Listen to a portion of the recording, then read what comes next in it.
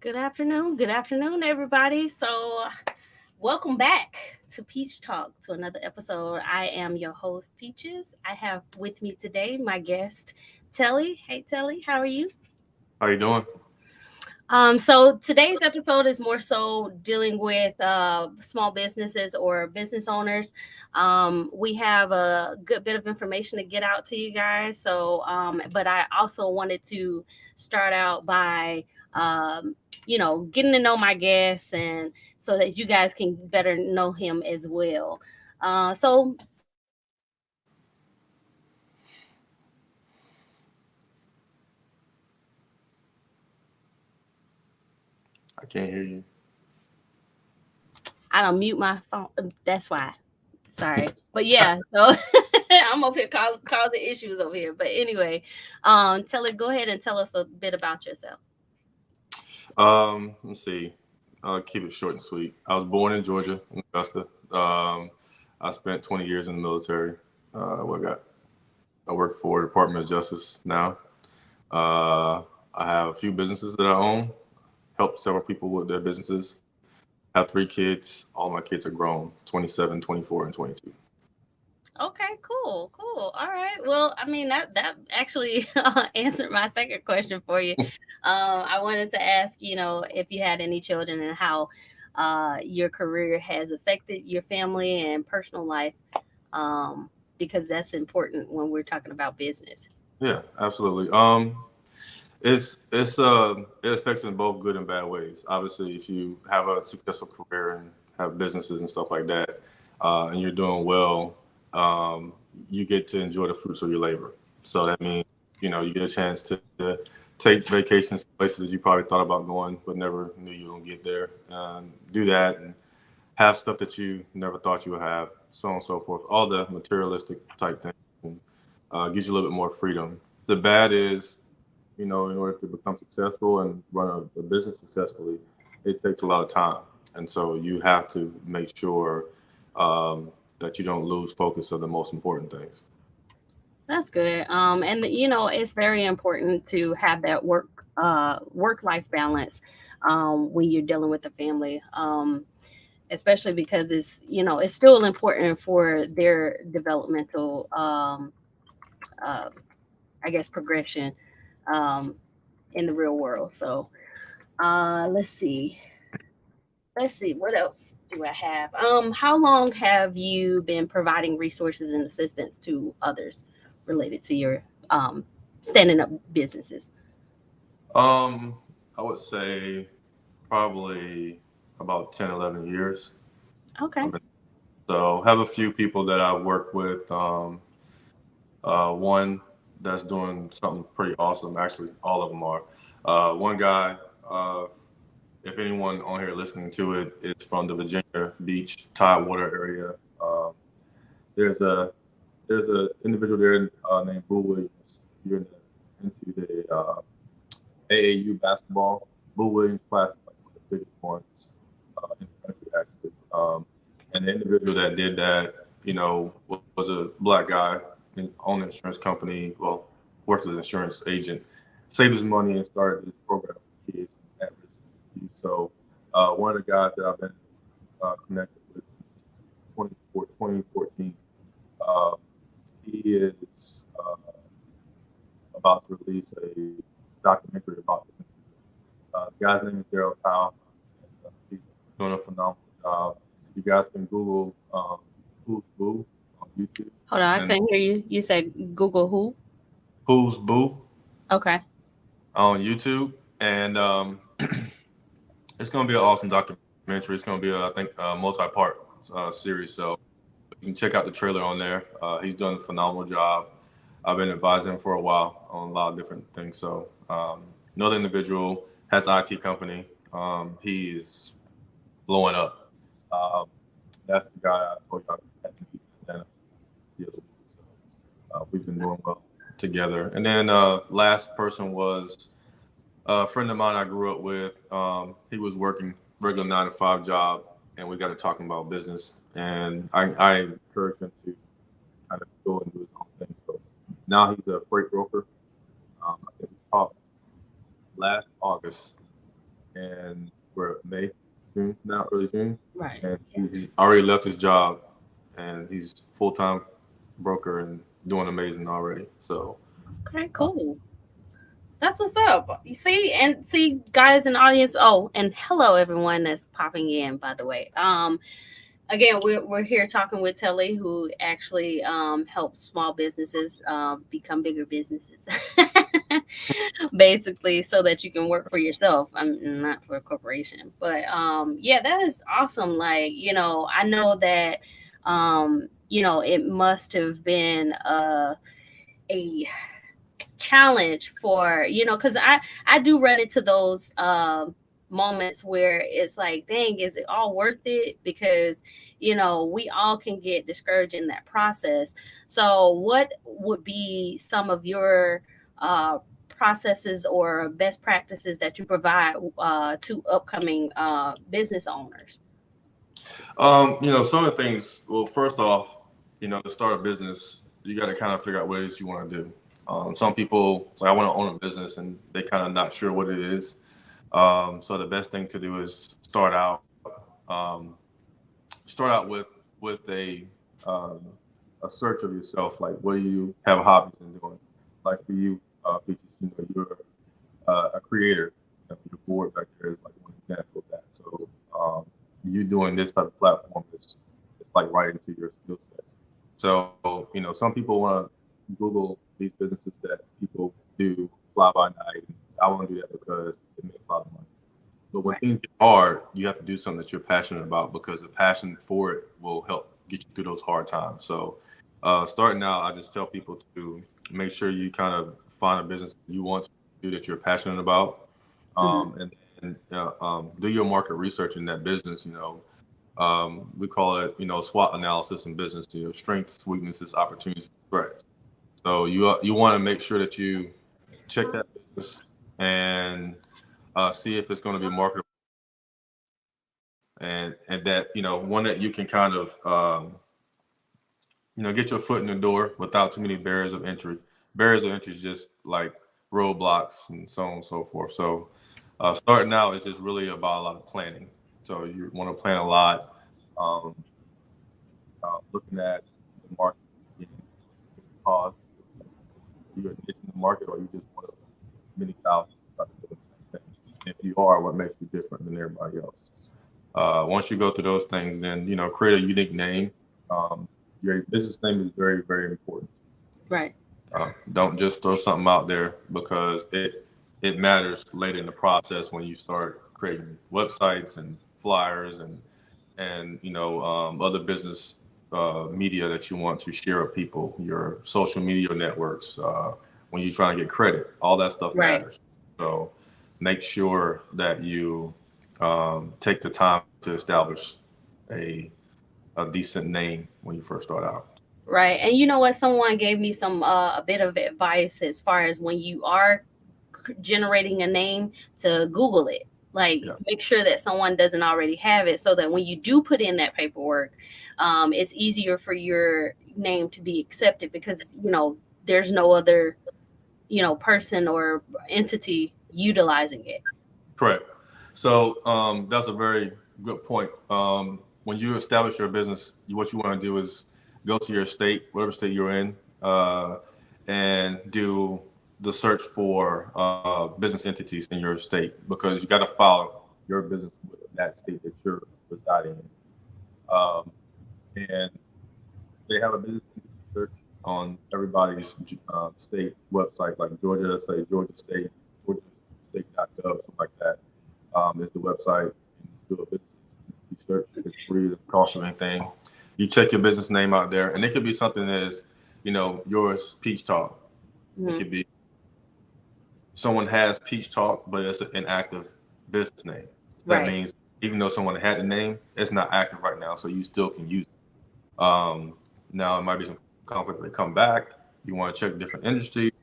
There's a lot of little stuff that goes along with it, but you check there first before you Right. go publish your business. But yeah, good point. Right. Yeah, because when I did my search, I think there was one entity that used it, but not you. They didn't.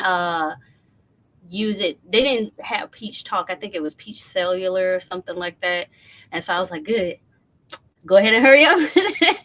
Yeah, you get ones that's similar in name, but a different business is can be different by adding one character or adding a Right, right, underscore or a dash. Trust me, that makes a difference in the business right. names. However, you put it on there, whatever it's going to be, then make sure that's the same business name that you use across the board. So some things I'm dropping to you right now is about business credit. So ding Right, ding, one of those things. right. Yeah, because I'm gonna definitely need to talk to you more about that offline.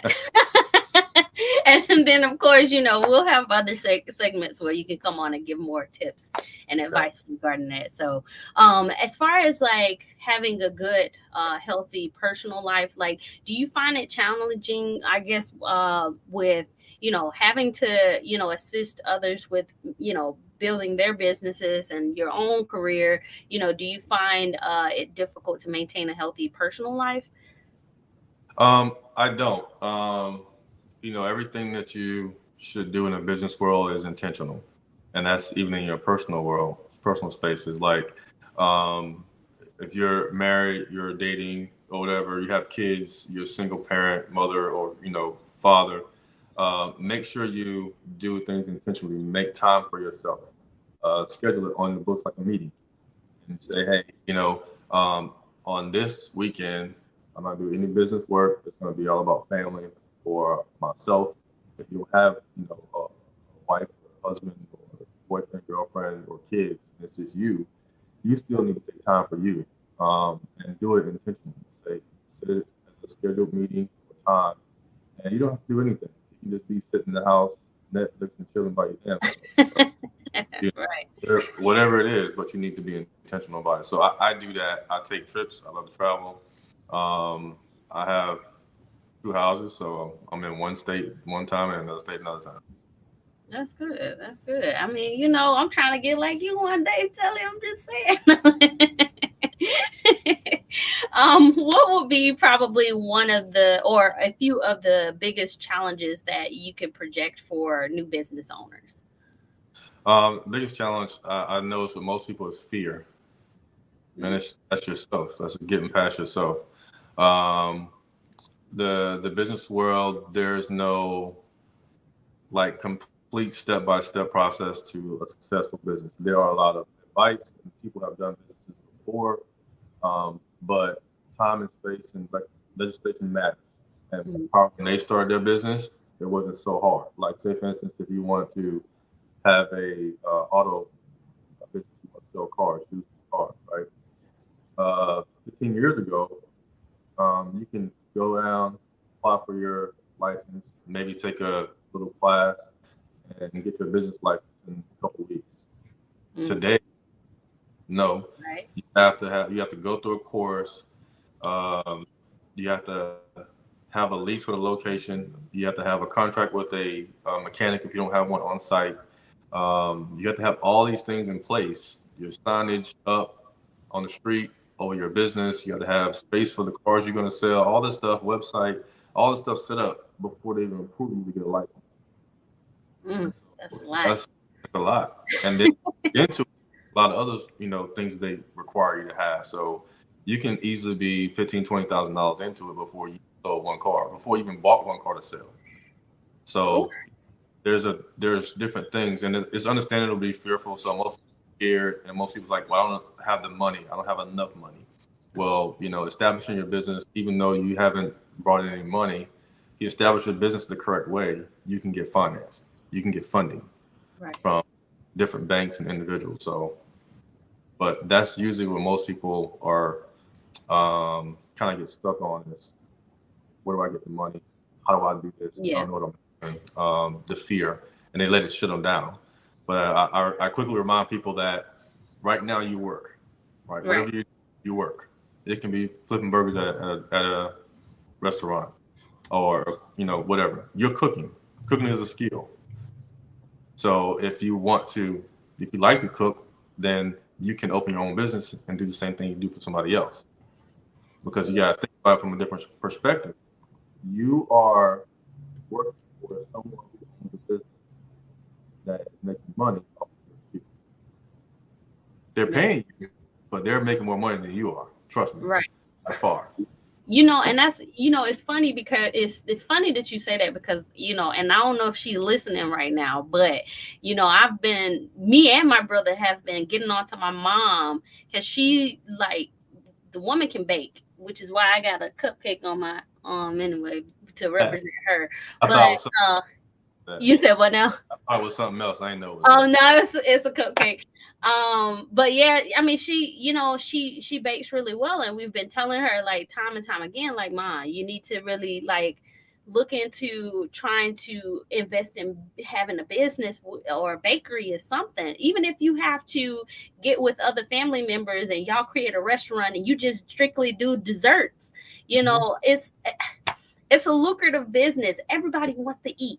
You know, Everybody wants to all of especially them have. especially cupcakes. Yes, yeah. I mean, and she actually does, other baked goods as well. Peach cobbler. I think you guys have been on my TikTok before, and she's mentioned that. So Yeah, I'm still trying to get some, Mom. You know what I'm saying? Just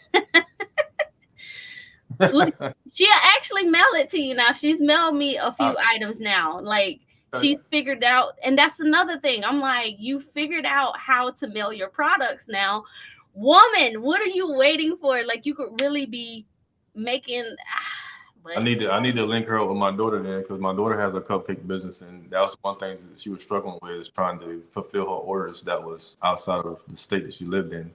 so yep, she's figured that out now because she ships things for me and my brother because we're here in Georgia, she's in Alabama, so she's figured all that stuff out, and I'm like, woman, she's just getting under my skin because I'm like, you should be making so much money, Yeah, yeah. but So it's her little side hustle. She can do it when she want to do it. So that's a great thing. exactly. Um, So, how would you suggest, like, if people run into certain challenges and things, what would you suggest um, others do to overcome those challenges? Things like this, network, get in a mentor program. So one of my businesses is in real estate. So see my little logo, uh, a little bit, a little marketing. But um, I did a lot of research. Probably about 6 months into starting the business. I know I wanted to do it, but I wanted to kind of know what I needed to know, kind of thing. And so the one thing that I struggled with up front was, should I hire a coach or not? Right. Mm, And because so many people out here now say they coaching, they're not coaching, they're just trying to take your money from you. right. And a lot of them are very successful at doing that, especially in the real estate investing community. So I did a lot of research and finally came across a guy that was a really good coach, and he charged me $10,000 to start. So his program was, at the time, it was, you give me $10,000 and I'll open my resources up to you and my knowledge in this business that I've had over the past 10 or so years. That's the and we'll flip 3 houses together, and each flip, um, we'll split the proceeds 50-50. But out of his 50, he'll give me a portion of my money back of the 10,000 I gave Okay. him. And so when it was all said and done, basically I got my $10,000 back because he bought me a great program that was about 2 grand from his mentor, and then the rest of the money he gave back to me in the flips.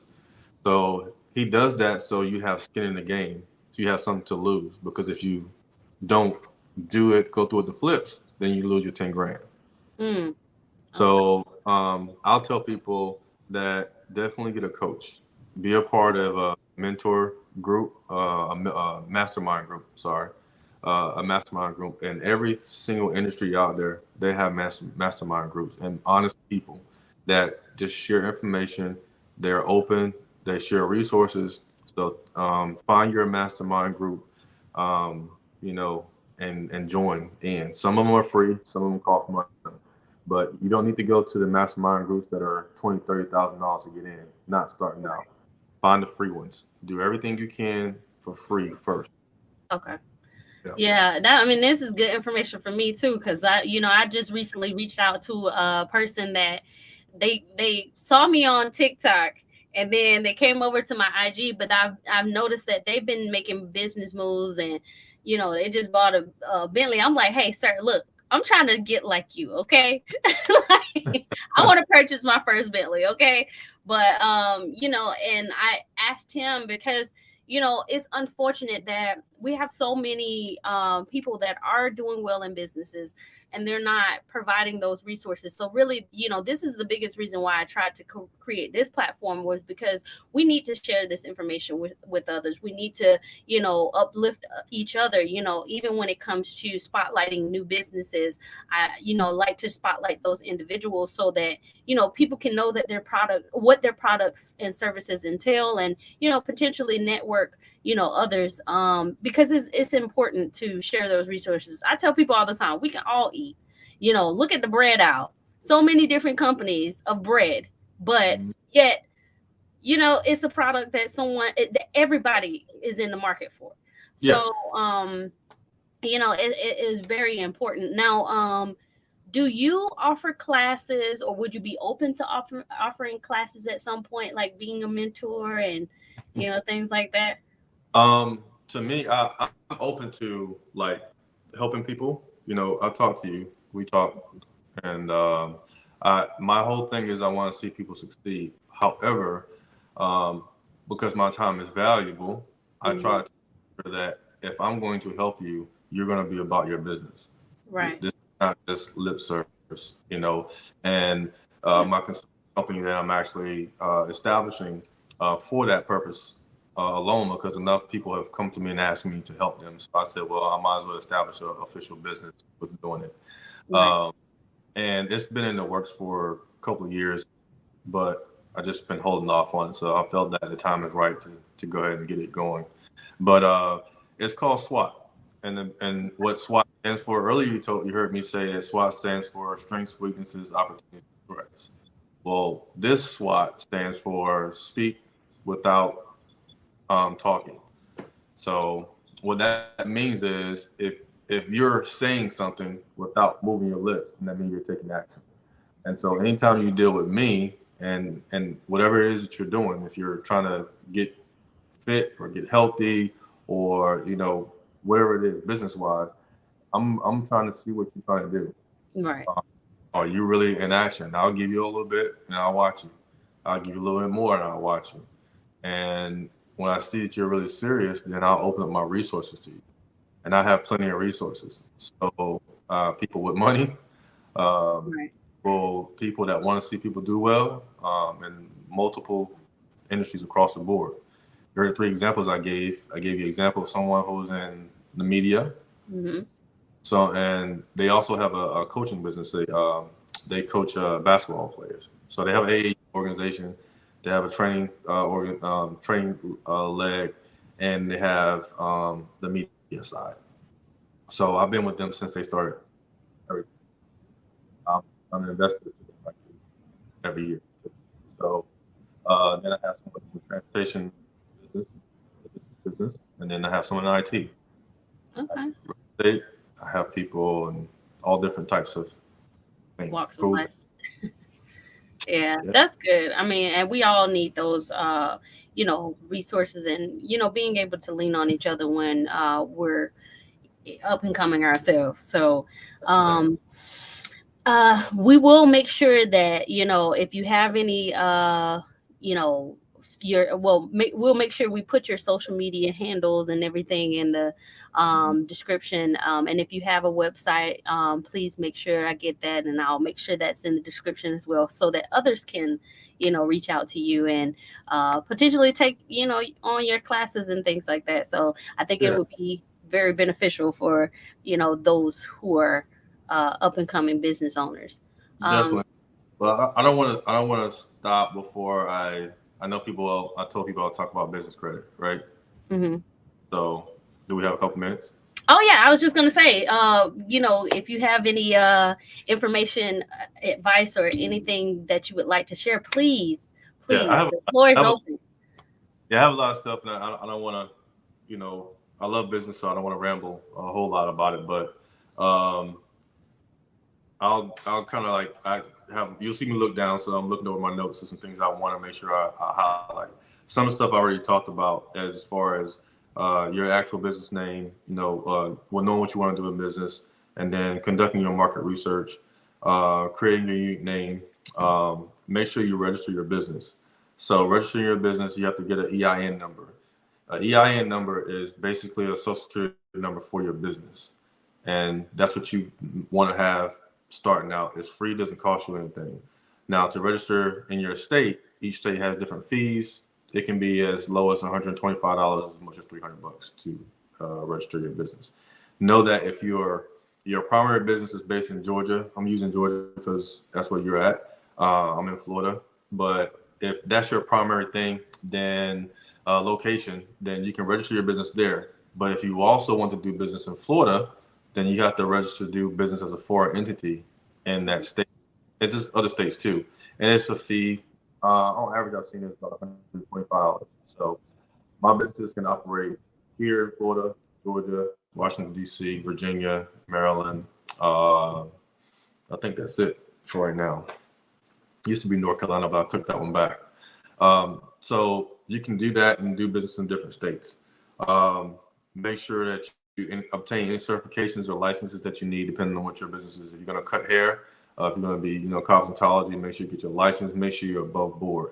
There's no, don't do this quick stuff, hook it up, back of my house. You can start there, that's fine. But when you're ready to really establish your business, then you have to go through everything, the proper channels. So all the stuff that I'm talking about right now is stuff that you do in the business credit side. Is called being fundable. Your fundability of your business is very simple, and it's stuff like I said, a good website with a good company name, your EIN number. When you establish your phone number for your business, don't use your cell phone number. You can do one of those virtual numbers. They're accepted now, Like a but Google number? like a Google number. There's a couple of different platforms that's out there you can use. You can just search, you can Google search virtual business numbers. That way you can have a 188 number or 800 number or 866 number or whatever they call, or you can get a local number to make people feel comfortable when they call and reach out to Right. you. But you want to have that number, a number that you can register in the 411 business registry. So what that means is that someone can search for you and 411 and know that you are legit. That everything ties back to the same company. You're not company A over here, company AB over here, company ABC over there. You have to be company A everything. It has to be the same phone number. Make sure you have a actual physical address. Knowing that your house, you say, well, I don't have a business location. So for you at Peace Talk, that room that you're in is your business location. Now I did my PO box as my BI. Change it. No, Change change it. it. Yeah. Okay. They don't accept those as your address. You can use it for mailing address, but for your physical address, use your house. Okay, gotcha. Okay, I think I did that. Okay. Yeah, so physical address, and then everything you use out business wise, make sure you always your physical address is a real physical address. The Okay. mailing can be the PO box, the virtual PO box, or whatever you want, to give to people. But when you talk about dealing with business credit and establish your business, make sure your physical address is a physical address. Someone So, has a question too. all right, They said, "What about virtual virtual office?" offices are okay. You can have your virtual office. That's fine. That will work because they're set up a little bit different way. So yes. Um, the next thing you want to make sure you have is your it's called the North American Industry Standards. Sorry, North American Industry Classification System. NAICS number. Call it NACE. That's what we say for short. So you writing that down? NAICS. So your NACE codes are they're six digits numbers that define uh, um, your business, like in the industry they fall into, whether it's real estate or retail or whatever it is. So every year they put out what's called a high risk cash intensive businesses, industries. And some people that run auto dealerships, whether it's used cars or car parts and stuff like that, those are high risk industries. Check cashing, pawn shops, convenience stores, restaurants, liquor stores, retail places. Those are what have been classified as high risk industries. And those high risk industries that make it harder for you to get business credit if you have your business registered under that code. Not telling you not to do business there in those areas. If that's your thing, that's your thing. Just make sure all your stuff is solid, and you have to work a little harder to get your business credit going, but you still can get it, obviously. Um, the next thing is, pay attention to the details, like I talked about before. Name, your industry, um, um, your addresses, your email addresses. Don't use a at Gmail address. Use your actual address. So it goes back to my other comment about making sure your company name is a viable company name. So if you build your website, you go to your email address will be ashley@peachtalk.com. That's your website too, peachtalk.com, and then on your applications you put that same thing down there. You can have info at also for your business. I have that for mine. I have info at, and then I have my own personal name for me directly. If I want to send business connections to the info, it just goes to that box, and then it doesn't cloud my inbox up with Well, there's one I was gonna say now I ended up doing domain and website through Square, mhm, um and they actually gave me the, you email. know, well, yeah, it's essentially the website for, like, Industry. so it says peachtalkllc.com or something like that, Yeah, so, I don't know if you have any other domain sites that will be useful, but yeah. it. You can use GoDaddy. There's another one that's called monstertemplate.com. If you don't know how to set your website up, you go to monstertemplate.com, and they have several templates in different industries that you can just sample to start out with. Whether it's retail or media, whatever, it doesn't matter what it is. They have several different ones in there.